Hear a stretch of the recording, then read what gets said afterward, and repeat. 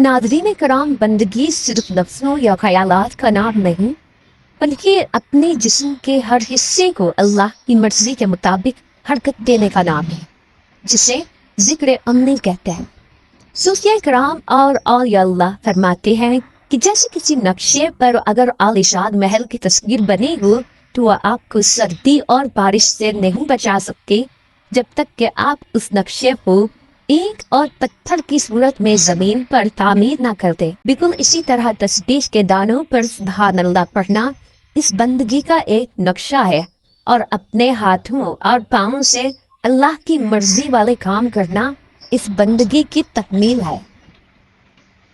जिसका अजर अर्श इलाही पर सबसे बुलंद होता है। अल्लाह रब्बुल इज्जत ने इंसान के हर अज़ू के लिए एक खास जिक्र मुकर्रर कर रखा है। आँख का जिक्र ये है कि वो इबरत के लिए खुले और गलत कामों से बचे। हाथ का जिक्र ये है कि वो किसी के आंसू पोंछने के लिए बढ़े। कदमों का जिक्र ये है कि वो सजदा और सिला रहमी की तरफ थे। जब एक बंदा सुन्नत नबवी सल्लल्लाहु अलैहि वसल्लम की रोशनी में अपना जूता सीधे पाँव से पहनना शुरू करता है तो उसकी ये छोटी सी हरकत भी बंदगी के दफ्तर में जिक्र अमली लिखी जाती है। अहले सुन्नत के बुजुर्गों का ये कदीम मुशाहिदा रहा है कि जिस बंदे का जाहिर शरीयत के मुताबिक जिक्र अमली में ढल जाता है उसका बातिन अल्लाह के नूर से रोशन होने में जरा बराबर भी देर नहीं लगा, क्योंकि उसूल यह है कि हरकत में बरकत है। जब वो हरकत अल्लाह के हबीब सल्लल्लाहु अलैहि वसल्लम के तरीके पर होता है तो फिर वही हरकत एक ऐसा मकनतीस बन जाती है जो आसमानों से गैब की रहमतों को अपनी तरफ खींचती है।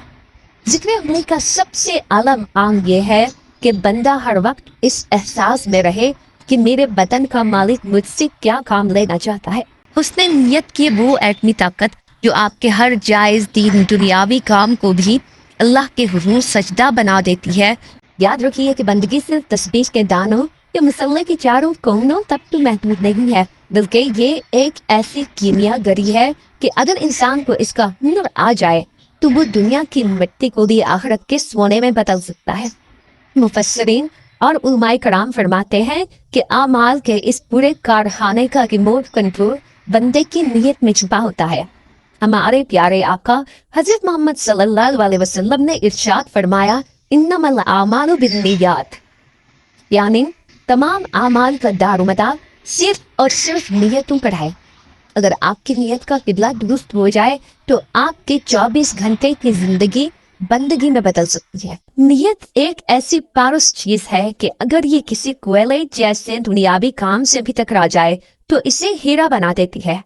अगर एक मजदूर सुबह सवेरे ये नियत करके घर से निकलता है कि ऐ मेरे पाक परवरदिगार, मैं तेरी मखलूक में से अपनी औलाद के लिए हलाल रिज़्क कमाने निकला हूँ ताकि उन्हें किसी का मोहताज ना होना पड़े और मैं तेरे रिज़्क में हलाल के हुक्म की तामील कर सकूं, तो याद रखिए कि उसकी पहली ठोकर से लेकर शाम को वापसी तक उसके जिस्म की हर थकावट और उसके माथे से गिरने वाले पसीने का एक एक कतरा बंदगी के रजिस्टर में जिक्र अमली लिखा जा रहा होता है।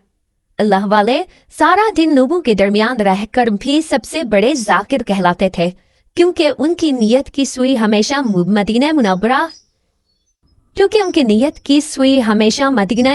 के रूह पर टिकी होती थी।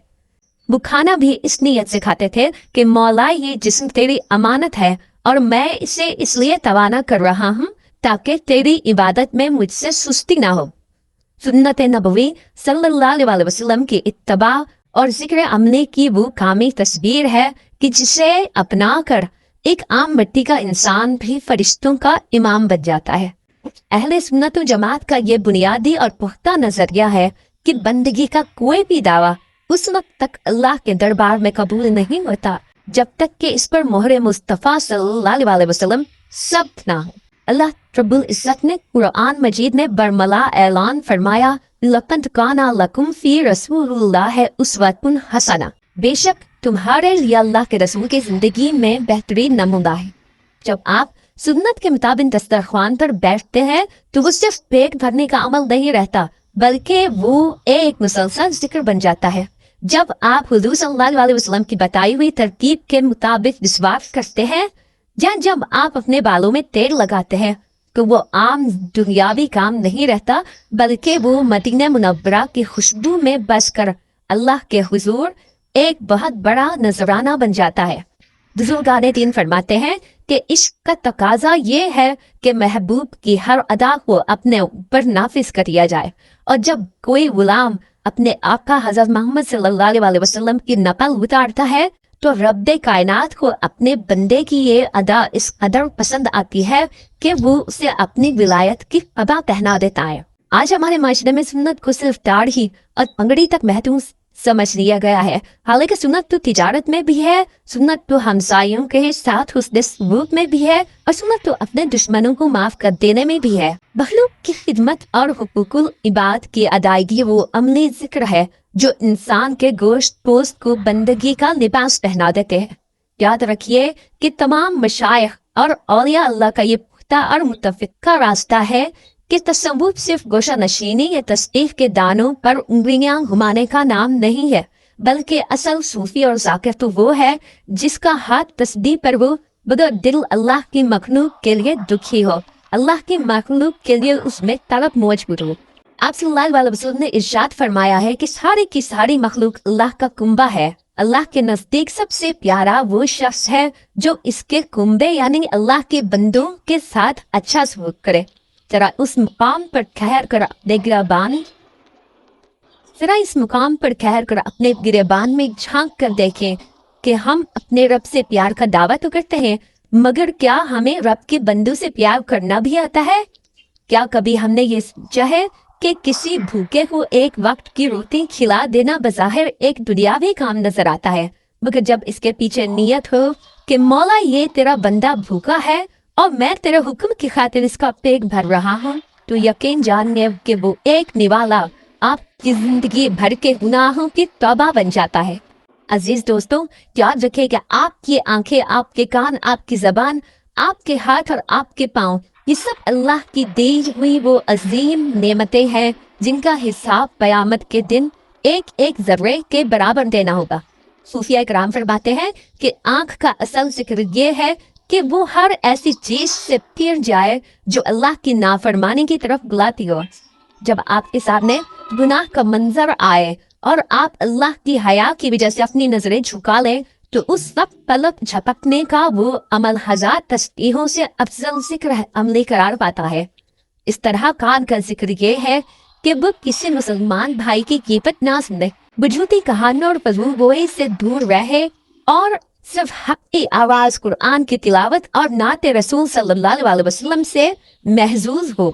زبان کا ذکر تو یہ ہے کہ وہ سچ کا علم اٹھائے اور اپنے شیریں بول سے کسی کو دل کو جوڑ لے۔ بزرگان دین فرماتے تھے کہ جس نے اپنی زبان کو کسی کے دل شکنے سے بچا لیا تو اس نے گویا کعبہ بنائے جتنا بڑا کام کر دیا، کیونکہ مومن کا دل اللہ کا عرش ہے اور عرش کو صحیح معنوں میں دکھانا ہی عبادت ہے۔ ہاتھ کا ذکر یہ ہے کہ وہ کسی پر ظلم کے لیے نہ اٹھے، وہ رشوت کے مال کی طرف نہ بڑھے، بلکہ وہ سائر کے لیے پناہ کا اور اس کے حلال کی کمائی کا ذریعہ بنے۔